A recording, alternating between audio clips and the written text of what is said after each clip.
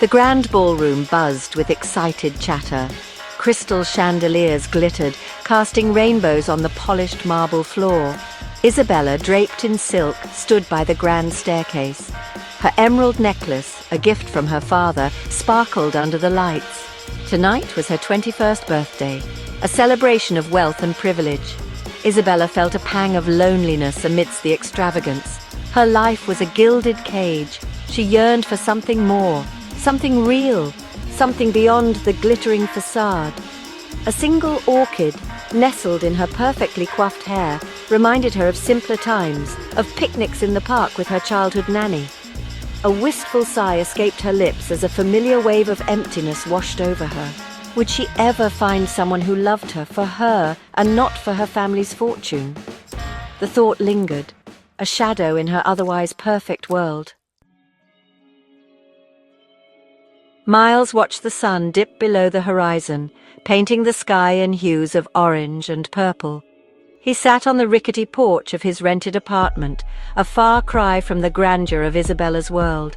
His calloused hands, rough from a day's work at the shipyard, gently cradled a mug of lukewarm coffee. Life had always been a struggle for Miles. He had learned early on the value of hard work and perseverance.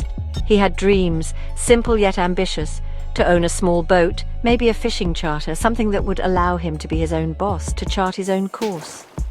He looked at the fading light, a symbol of hope and a reminder of the challenges that lay ahead. He was a man of simple pleasures, finding joy in the beauty of a sunset, the warmth of a shared meal, the echo of laughter in the night.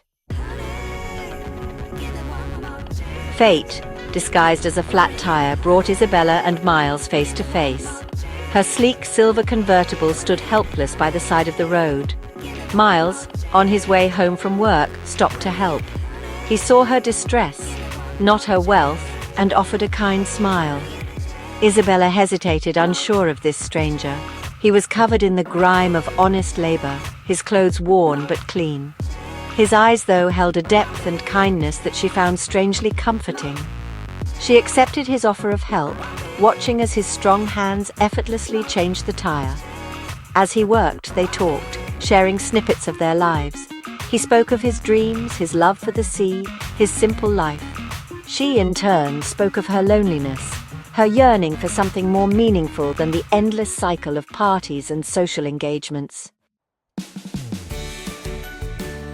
Their encounters became more frequent, chance meetings turning into planned rendezvous. They explored the city together, discovering hidden cafes, strolling through bustling markets, sharing laughter under the starlit sky. Miles introduced Isabella to the simple joys of his world: the smell of the sea, the taste of freshly baked bread from the corner bakery, the camaraderie of his close-knit community. Isabella, in turn, opened his eyes to the world of art and music, taking him to concerts and galleries, sharing her passion for literature and history. Despite their different backgrounds, they found common ground in their shared love for life, for laughter, for the simple beauty of the world around them. Yet the stark contrast of their realities was a constant shadow. His friends' skeptical glances, her family's thinly veiled disapproval, the whispers and rumors that followed them like a dark cloud, all served as a constant reminder of the chasm that separated them. The weight of their different worlds began to take its toll. The whispers grew louder, the doubts more persistent. Friends questioned Miles's intentions, accusing him of gold digging. Isabella's family, concerned about their reputation, subtly hinted at their disapproval, suggesting suitors more befitting their social standing. Doubts crept into Miles's mind. Was he good enough for her? Could he ever hope to bridge the gap between their worlds? He saw the hurt in Isabella's eyes when her friends made snide remarks, the way her family treated him with polite but distant courtesy. Isabella too felt the pressure. Was she being naive, blinded by love? Could their love survive the constant scrutiny, the judgment, the never-ending whispers?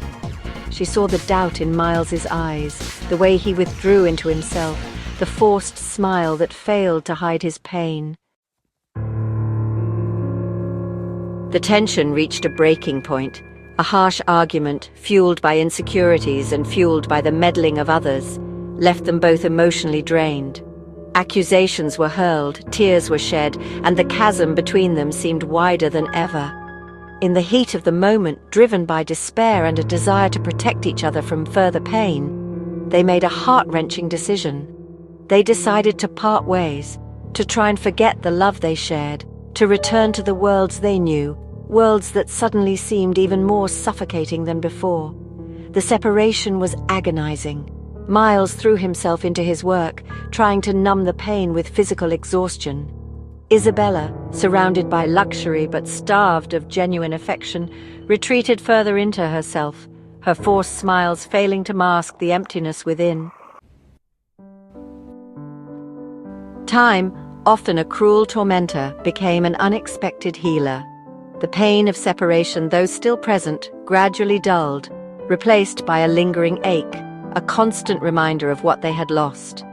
One day Miles found a forgotten scarf, a splash of vibrant color amidst the dullness of his apartment. It was Isabella's, left behind on a day filled with laughter and shared dreams. Holding the scarf, he was overwhelmed by a wave of emotions, regret, longing, and a flicker of hope. He realized that running away from love wasn't the answer. He had to fight for it, had to at least try to bridge the gap, to prove that their love was stronger than their differences. Meanwhile, Isabella stumbled upon a worn paperback, a collection of sea shanties tucked away in her bookshelf. It was a gift from Miles, a symbol of his world, a world she had come to cherish. Memories flooded back, his laughter, his kindness, his unwavering belief in their love. Armed with newfound determination, Miles sought out Isabella. He found her at their bench, the one in the park where they had shared their first kiss. The air crackled with unspoken emotions as their eyes met. He spoke from the heart, pouring out his love, his regret, his unwavering belief that their love was worth fighting for. He spoke of acceptance, of understanding, of building bridges instead of walls. Isabella, tears streaming down her face, listened intently, her heart pounding with a mixture of hope and trepidation. When he finished, she confessed her own struggles, her fears, her realization that true love transcended social barriers. She spoke of commitment, of compromise, of facing the world hand in hand, their love, their shield and their strength. In the end, love did conquer all. It wasn't easy. There were still whispers, disapproving glances, subtle attempts to undermine their relationship, but they faced it all together, their love, their guiding star. Miles, with Isabella's support, pursued his dream, eventually owning a small but successful fishing charter. Isabella, inspired by Miles's work ethic and genuine spirit, found her calling in social work, using her privilege to help those less fortunate. They built a life together, a life filled with love, laughter, and a shared commitment to make the world a better place. They proved that love, true love, could indeed bridge any divide, that happiness could be found not in material possessions, but in the embrace of a kindred spirit.